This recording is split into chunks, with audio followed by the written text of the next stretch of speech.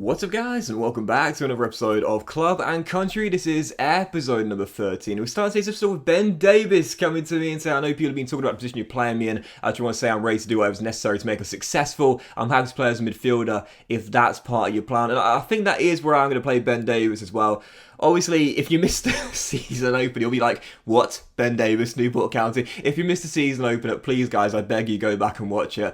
I don't want to play in wing-back and stunt the development of Matthews and Rashasha. I like our CM trio. So to me, a CB trio. So to me, I think Davis, with the range of stats he's got, again, a great passer, very comfortable on the ball, with 78 ball control as well. I think to me, CM is where he should be playing in this team as part of our CM duo. Naturally, you might be wondering why I'm training as a DM and not a CM. The answer is very simple. It will take 4 years to make him a CM, and by that point he's either retired or gone elsewhere. So yeah, I'm going to train him as a DM because that'll only take 4 weeks. It's crazy the disparity between the time it will take him to become a DM and the time it could take him to become a CM.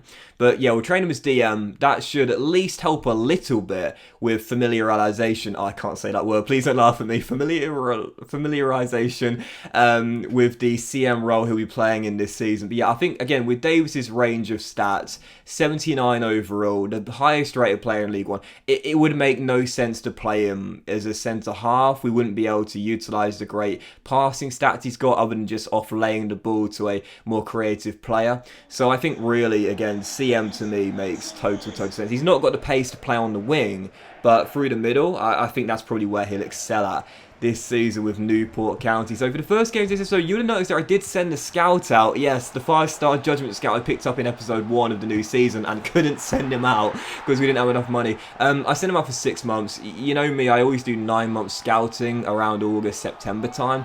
But because we don't have the money, I was sitting there thinking, I've spent my entire transfer budget on a scout and he sat on his backside doing nothing. So I thought I might as well just send him out for 6 months. It's not 9 months. We won't get the full 9 months worth of scouting, but it's something. At least he's doing something and not sat here costing me almost £3 million and doing nothing for us whatsoever. So we sent him out. He's going to be any type of player whatsoever. And hopefully again this season we'll get much better youth players after last season only getting the one paying out of the academy who has the potential tag.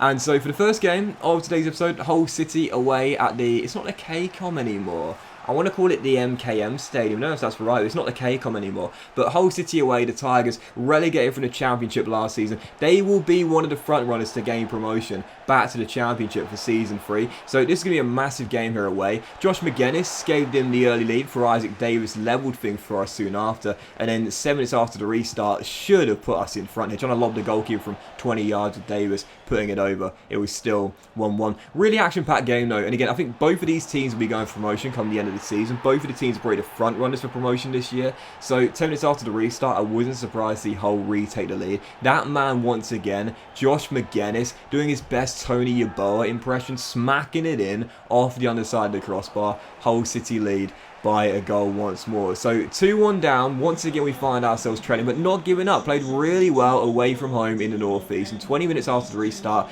as Davis and Davis play a 1-2. There it is! There it is! I was wondering how long it would take, and there it is. I was going mental when this happened. Isaac assists Ben, and it's his first goal in a Newport County shirt. And again, you know, this guy clearly needs to be playing in the CM role in this team. He's not got the pace to play on the wing. I don't want him too far up the pitch because we'll be missing out on his great defensive stats. But as a CM, to me, it makes perfect sense. Ben Davis, not here just to pick up the paycheck, but believing in the project, levels it for Newport County, 2-2 in a 4-goal thriller at the, again, I'm going to say the KCOM, but I know it's not called the KCOM anymore. That was a great game though there, really great, and I'm absolutely loving this already. 2 games into the season and Ben Davis is already off the mark as a Newport County player. So for the second game of today's episode, this one, Charlton Athletic once again, this time coming in the Cup though, the Carabao Cup first round away at the Valley. Obviously beat them on the opening day by 2-0, but I didn't think we'd have a repeat performance or result in this one because you will see them on the lineup here heading into the game. It came in midweek on Tuesday night and I just rested my entire team. There was no need for me to give this competition a go because again, It doesn't count towards the board objective. The prize money you get is minuscule, even for a very lower league side. And to me, I just thought there's no point. My sole focus this year is getting up to the championship. You know, again, the board set at the start of the season mid-table. We're a 2-star team. That means we're bang average in this division. But because of the standard of quality of teams I'm playing against in this division, I back my own ability to at the very least, get us into the playoffs. When I started the series off, I got to be honest, we lost this game by 2-1. Obviously, I was struggling a little bit, and I talked about it. I found this FIFA a lot more challenging than previous FIFAs, but since the first main patch they did, I don't know whether it's because they've tweaked a few things or I've just managed to get a little bit better. Maybe it's a combination of both, I'm not entirely sure. But I'm starting to play slightly better football against the AI and grind out better results as well. My defense has improved a little bit, but in particular, my goal scoring form has improved significantly. So, yeah, we lost the game with 2-1 there, but again, it wasn't really fussed. My sole focus this year is gaining promotion to the championship. We can do that in our first year in the third tier.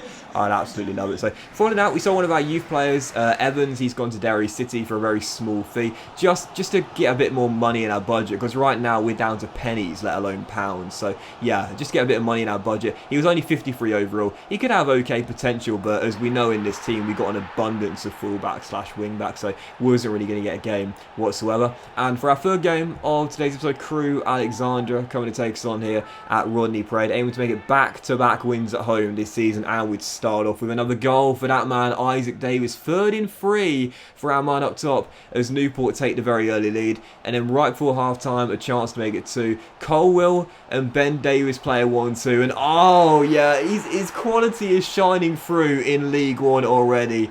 He's too good for this division, but we're glad to have him. Ben Davis here for the project, saying to all the pundits, all the fans that are doubting him at 29 years old, I've still got it, even if I'm playing in the 3rd tier of English football. And believe me, I'm not here for the money, I'm here for the long-term project. Ben Davis loves Wales, full Welsh international.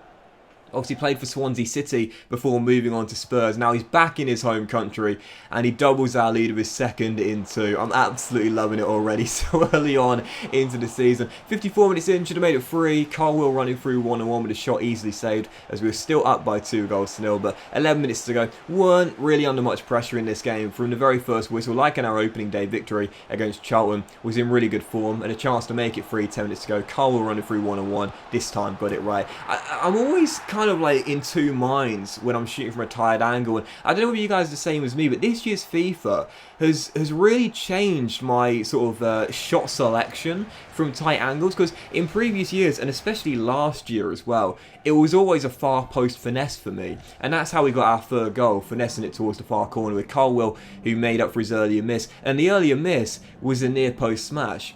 At the start of this FIFA, I was having a lot more success going for goal with raw power at the near post, and now I'm a lot more indecisive. I don't know if to do that or go for the far post finesse, because in previous FIFAs the latter seemed to be a lot more effective. This year, it started off being the former, and now I'm having quite mixed results. Anyway, we won the game by 3-0, so back to winning ways there in the league after 2 games without one in all competitions. And for our final game of today's episode, 4th and final one, Morecambe away, looking for our first away day points of the season. Well, 15 minutes in, put your money on this guy being League One's top scorer. Isaac Davis, 4 in 4 already for our number 30, gives us the early lead and makes it 1-0.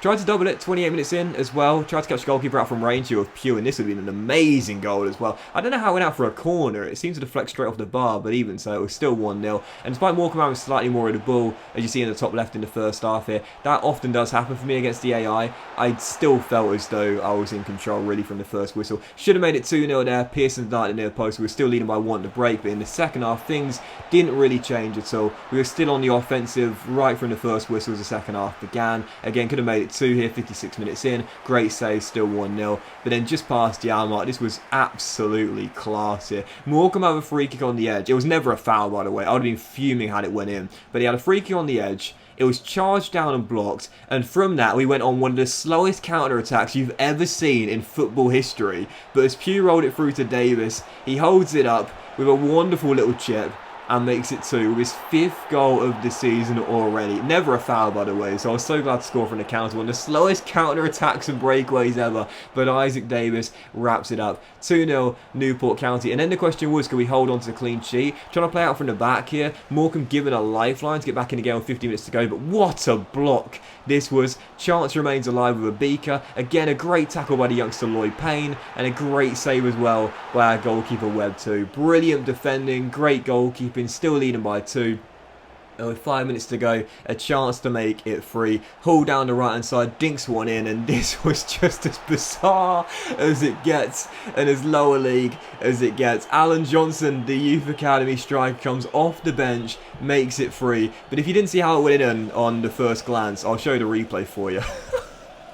His first shot well saved, then it deflects off his leg, and the goalkeeper in slow motion just can't clear it off the line.